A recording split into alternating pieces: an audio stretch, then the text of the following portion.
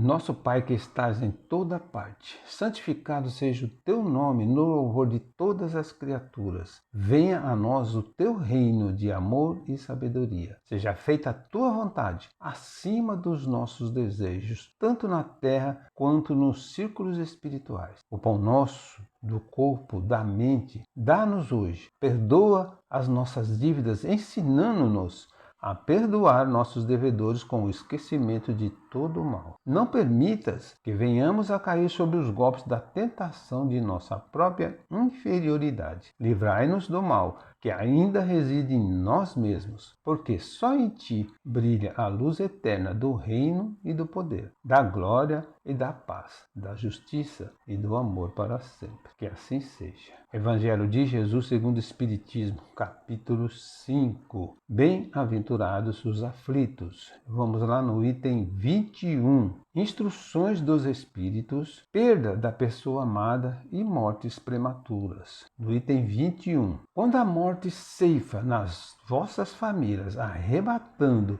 sem restrições os mais moços antes dos velhos, costumais dizer: Deus não é justo, pois sacrifica um que está forte e tem grande futuro e conserva os que já viveram longos anos, cheios de decepções, pois leva os que são úteis e deixa os que para nada servem, pois despedaça o coração de uma mãe, privando-a da mais inocente criatura que era toda a sua alegria. Humanos, é nesse ponto que precisais elevar-vos acima do da terra, a terra da vida, para compreenderes que o bem muitas vezes está onde julgais ver o mal. A sábia previdência, onde pensais divisar a cega fatalidade do destino. Porque a vez de avaliar a justiça divina pela vossa, podeis supor que o Senhor dos mundos se aplique por mero capricho a vos infligir penas cruéis? Nada se faz sem um fim inteligente, e seja o que for que aconteça, tudo tem a sua razão de ser. Se percrustasseis melhor todas as dores que vos advêm, nelas encontraríeis sempre a razão divina, razão regeneradora,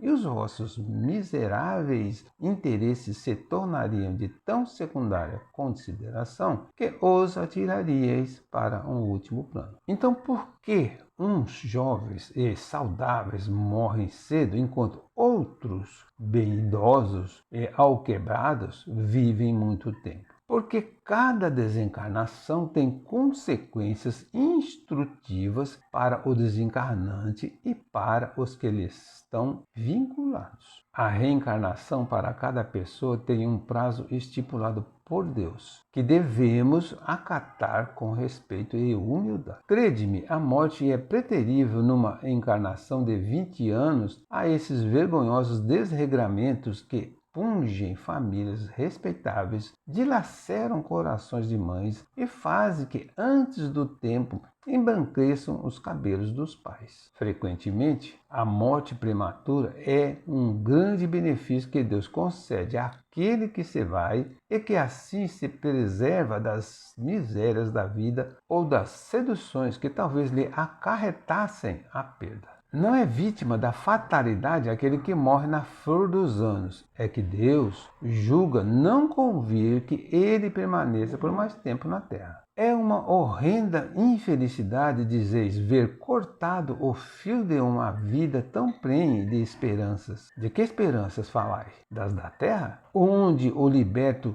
houvera podido brilhar, abrir caminhos e enriquecer? Sempre essa visão estreita, incapaz de elevar-se acima da matéria.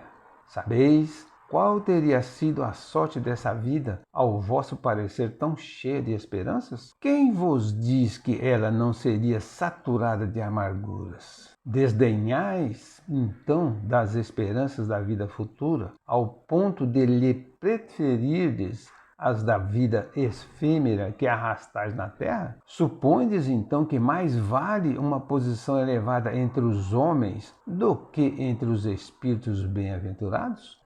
Então, a quem é concedida a morte prematura? Frequentemente, a morte prematura é um sábio desígnio de Deus que, a atinge aquele que se vai e que se encontra assim preservado das misérias da vida ou das seduções que talvez lhe acarretassem a perda. A morte prematura não é uma fatalidade, é um benefício concedido por Deus àquele que se vai. Por que, embora tendo a fé em Deus, as pessoas reagem negativamente à morte? Porque a fé em Deus, sem a compreensão de suas leis, faz com que a ideia da morte tenha um caráter assustador. Entendendo a razão divina da reencarnação e da desencarnação, tudo se torna mais fácil. A morte e a reencarnação são duas condições essenciais ao progresso do espírito. Em vez de vos queixardes, regozijai-vos quando praz a Deus retirar deste vale de misérias um de seus filhos.